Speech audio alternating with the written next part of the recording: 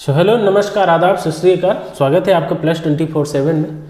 आज का जो मेन मुद्दा है उसको यदि आप कह सकें तो आप high court versus Madhya Pradesh शासन कह सकते हैं। क्योंकि हाल ही में जो बीएड वर्सेस डीएड मामला चल रहा है, अब उसमें आपको पता है कि एक मिस्टेक जो शासन द्वारा किया गया वो ये है कि जब आपने भर्ती प्रक्रिया में उल्लेखित किया था कि बीएड की भर्ती पूरी तरह से माननीय सुप्रीम कोर्ट के अंतरिम फैसले के अंतरिम आदेश के तहत होगी, ठीक है। आपने भर्ती कर लिया, जिसका इसमें विवरण भी है कि मध्य प्रदेश शासन द्वारा, ठीक है, मध्य प्रदेश हाई कोर्ट द्वारा मध्य प्रदेश शासन के उस आवेदन को नामंजूर कर दिया गया जिसमें प्राथमिक शिक्षक बीएड भर्ती विवाद की सुनवाई नहीं करने का निवेदन किया गया था। उल्लेखनीय है कि लोक शिक्षण संचालनालय द्वारा भोपाल द्वारा हाई कोर्ट के अंतरिम आदेश का उल्लंघन करते हुए प्राथमिक शिक्षक के पद पर लगभग 15,000 बीएड डिग्री वाले उम्मीदवारों की भर्ती कर ली है। हाई कोर्ट ने कहा कि मध्य प्रदेश शासन के इस रवैये के कारण अभ्यर्थियों को संवैधानिक मौलिक अधिकार जो अनुच्छेद 21A है उसका उल्लंघन हो रहा है। क्योंकि आपको पता होगा कि अभी हाल ही में जो बीएड का सुनवाई हुआ था, बीएड वर्सेस डीएड, तो उसमें जो है सुप्रीम कोर्ट द्वारा स्पष्ट ये बोला गया था कि जो है तो बीएड जो है अनिवार्य या बीएड को मान्य नहीं किया जाएगा वर्ग 3 के लिए। क्योंकि क्वालिटी ऑफ एजुकेशन जिसकी बात करती है एनईपी, नेशनल एजुकेशन पॉलिसी, उसके तहत ये है कि जो डिप्लोमा है वही होना चाहिए 2 वर्ष का, ना कि और डिग्री हो, और बीएड जो है आपको डिग्री में काउंट होता है, इसलिए ज़रूरी था। अब देखिए यहाँ मैटर आ कहाँ रहा है, तो हाई कोर्ट ने कहा कि सुनवाई के दौरान शासन द्वारा सहयोग नहीं करना एक बेहद गंभीर स्थिति है।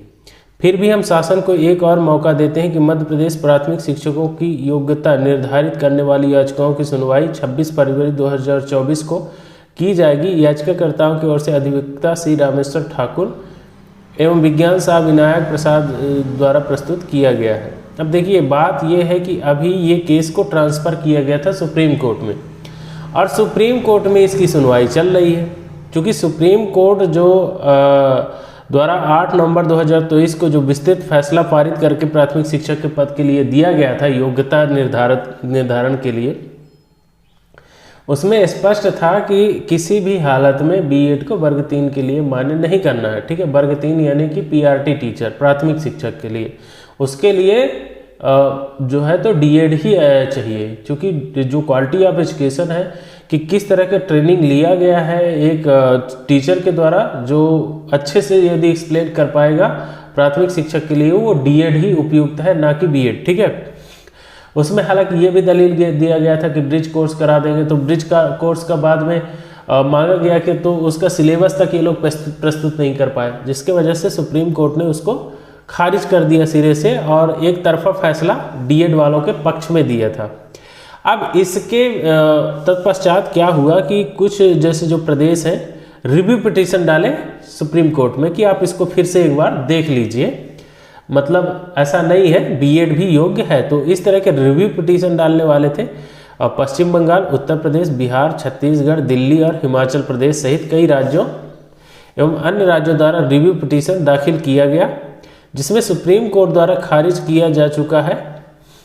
अब मध्य प्रदेश सरकार द्वारा सुप्रीम कोर्ट में ट्रांसफर याचिका दाखिल करना हास्यास्पद प्रतीत होता है।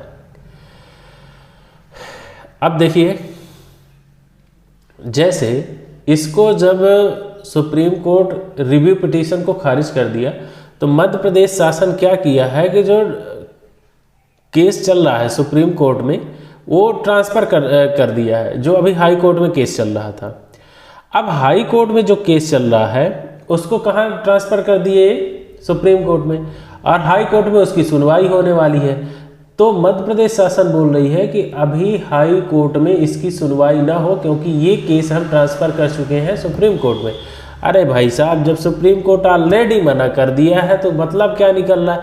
मतलब आप गोल गोल गोल घुमा रहे हो, ठीक है। अभ्यर्थी परेशान है, क्योंकि यदि एक निष्कर्ष से आप देखेंगे तो सबसे ज़्यादा प्रॉब्लम क्रिएट कौन कर रहा है, आप समझिए, ये गवर्नमेंट है। चूंकि आप पहले ही बता देते कि भाई इसके लिए एलिजिबल नहीं है, ठीक है, इसमें गोल गोल खिचड़ी पकाने वाली क्या बात है। मैं तो कहता हूँ भाई बीएड और डीएड करवाना ही गलत है।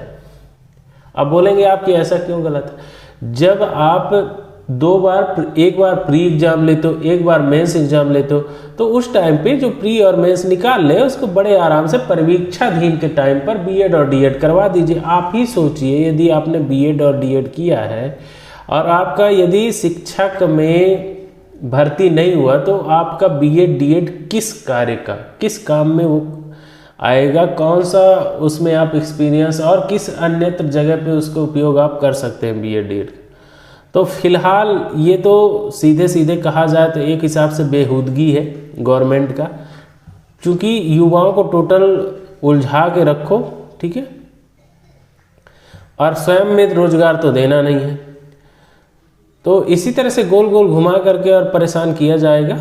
और फिलहाल जो मुझे नहीं लग रहा कि पहले बीएड या डीएड की आवश्यकता थी। यदि कोई व्यक्ति एग्ज़ाम क्वालिफाई कर लेता, इसके बाद बीएड कराया जाता, जिसका कोई मतलब भी था। हाँ, यदि प्राइवेट विद्यालय के लिए कोई करना चाहता है तो उसके लिए ठीक था, लेकिन फर्स्ट में ही कि जैसे आपने ओपन किया, आपने फॉर्म वैकेंसी जो है अप्लाई होना स्टार्ट हुआ, आप फर्स्ट ही बीएड मांगते हो, तो फिलहाल उसकी कोई ज़रूरत नहीं थी।